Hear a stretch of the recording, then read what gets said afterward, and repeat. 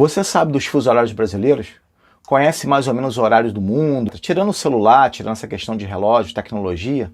Bom, no vídeo de hoje, eu, professor Roberto Stabile, vamos falar um pouquinho sobre fuso horário. É a nossa terceira aula de cartografia. É muito importante essa dinâmica de fuso horário e vocês vão aprender um pouquinho como é isso. Então vamos lá, vamos para a aula. Cartografia, aula 3, fuso horários. Bom, aqui eu coloco o mapa do Brasil com os seus respectivos fuso horários. E aí eu já começo com uma característica. Estamos com 4 fuso horários aqui, não é isso? Até 2013 nós tínhamos 3, mas em 2008 nós tínhamos 4. Opa, calma aí, Roberto. O fuso horário é como eu posso falar assim, uma particularidade de cada país. Cada país pode definir características do seu fuso horário. Vou dar um exemplo, como eu sempre falo, a China tem um único fuso horário, apesar de ter uma dimensão leste-oeste muito grande, assim como a do Brasil. Nós aqui tínhamos 4 fuso horários. Em 2008 o governo tirou o fuso horário do Acre, colocaram 3 fuso horários, e aí em 2013 voltou o fuso horário do Acre. Para você ver a complicação de como é organizar. Imagina quem organiza, por exemplo, programações de televisão em vários canais, para levar em consideração tudo isso daqui. E quando tem horário de verão? Que ainda piora, porque só parte do território brasileiro utiliza o horário de verão. No entanto, nós que tínhamos horário de verão e concentrava principalmente nas regiões centro-oeste, sul e sudeste, na verdade, tiramos essa questão de fuso horário devido a uma complicação muito grande em relação tanto essa dinâmica de concurso, por exemplo, ano retrasado, o horário de verão foi adiado por causa do Enem. Imagina a complicação de aplicação de prova nessa questão de fuso horário. Bom, mas muitos países têm horário de verão. Vamos lá. Primeira coisa é a gente começar a entender as regrinhas do fuso horário. Como é que essas regrinhas são? Vamos lá. Regras. A primeira, que é bem simples. A cada 15 graus, longitude, meridiano, é igual a 1 horinha. Ou seja, a cada meridiano que eu passo, 1 hora. Mas como é que aumenta, diminui? Vamos para a segunda parte da regra.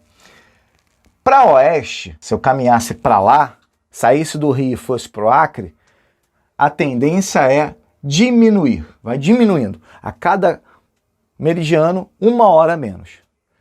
Se eu caminhasse para o leste, seria 1 hora a mais. Ou seja, se nós caminhássemos para leste, 1 hora a mais. Então, já temos todas as informações necessárias para a gente conseguir entender um pouquinho de fuso horário. Primeiro, o seguinte, cada meridiano 15 graus. Segundo, se eu ando para oeste, menos. Se eu ando para leste, mais. Bom, fechado, ok? Bom, olha o Brasil aqui. Vocês viram que eu botei 4 fuso horários no Brasil. Mas eu botei uma informação aqui interessante. A informação é essa aqui, ó. Olha, o que é isso, Roberto? Eu sempre vejo isso, mas nunca, de uma certa forma, consegui entender. Na verdade, é um termo em inglês que diz o seguinte: tempo médio até Greenwich. Ou seja, eu tenho, no meu primeiro fuso horário, 2 horas a menos do que Greenwich. É o tempo médio. Roberto, Greenwich? Mas tá. Mas Greenwich é importante assim? Olha só, duvido. Todo mundo queria ir para Greenwich. Aqui, ó. Greenwich. Pra gente, Londres, ok? Então, pra gente, o meridiano de Greenwich, ele passa em Londres. Então, Londres é a nossa referência. Então, no nosso primeiro fuso, são 2 horas a menos do que Greenwich. No nosso segundo fuso, 3 horas a menos. No nosso terceiro fuso, 4 horas a menos. E no nosso quarto fuso, 5 horas a menos do que Greenwich. Bom, agora vamos falar sobre o Brasil. Olha só, 4 fuso horários. A dimensão leste-oeste brasileira faz com que isso aconteça. Então, toda vez que alguém perguntar para você sobre a questão de fuso horário, você tem que levar em consideração qual a dimensão leste-oeste do país. Exemplo, a Rússia. Olha a dimensão leste-oeste da Rússia. Se eu não me engano, a Rússia tem de 7 a 9 fuso horários. Não interessa isso pra gente, porque a referência para você fazer qualquer questão na prova, e eu vou dar um exemplo de uma questão de 2019, segunda aplicação do Enem, você tem um mapa do mundo todo com a questão de fuso horários para você fazer a questão. Então aqui, Por exemplo, quando tiver uma questão sobre Brasil, sobre fuso horário, certamente vai se colocar isso na prova para vocês identificarem pelo menos. É óbvio, quem já sabe, quem tem a malícia, vai matar essa questão muito mais fácil. Então vamos lá. Bom, vou estipular praticamente um horário aqui pra gente. E eu vou estipular o horário das 17 horas. Então aqui, no primeiro fuso, são 17 horas. Sabe quem é esse primeiro fuso? Fernando de Noronha. Fernando de Noronha, 17 horas. Se em Fernando de Noronha são 17 horas e eu estou caminhando para oeste, aqui em Brasília, que a maioria da população conhece porque é o fuso base, seriam que horas? 16 horas. Ok? Então, Brasília, 16 horas. Se eu caminhar novamente para o oeste, que é menos 1 hora, em Manaus serão 15 horas. E novamente caminhando para o oeste, no Acre, serão 14 horas.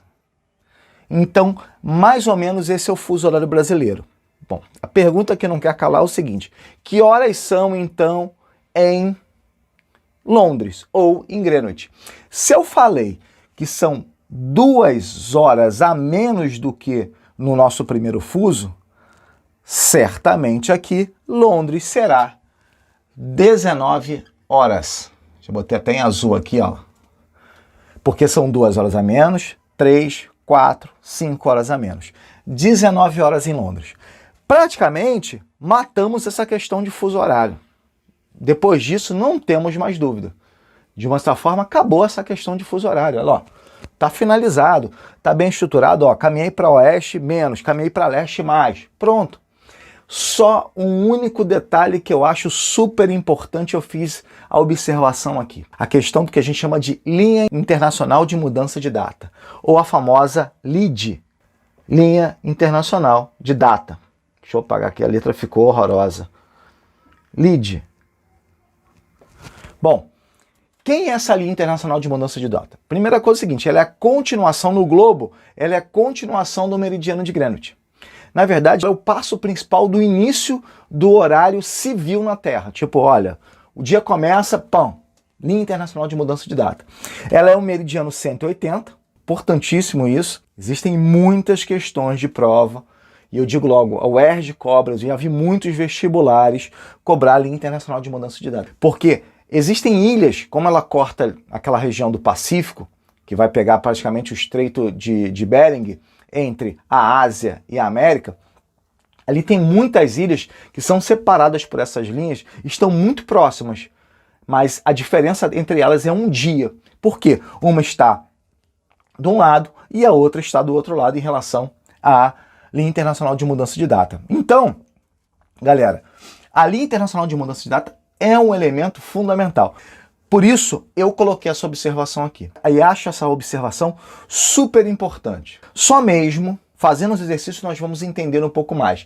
E eu já estou comprometido com vocês aqui de trazer alguns exercícios da linha internacional de mudança de data para a gente entender como é isso. Na verdade, essa parte de meridianos e fuso horários é muito importante. Muito, tem muitas questões legais.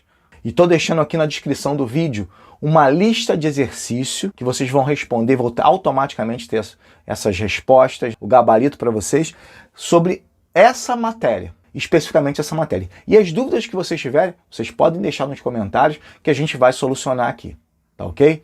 Bom, galera, como eu sempre falo, é um prazer muito grande estar aqui com vocês. Eu sempre peço para se inscrever no canal, ativar o sininho para as próximas aulas. É a nossa terceira aula de cartografia, nós vamos ter muito mais aulas de cartografia, mas nós temos repleto, uma quantidade grande de aulas para colocar no ar. A gente está caminhando para melhorar cada vez mais o dia a dia de vocês. Então, é um prazer enorme, um abraço a todos, até a próxima aula.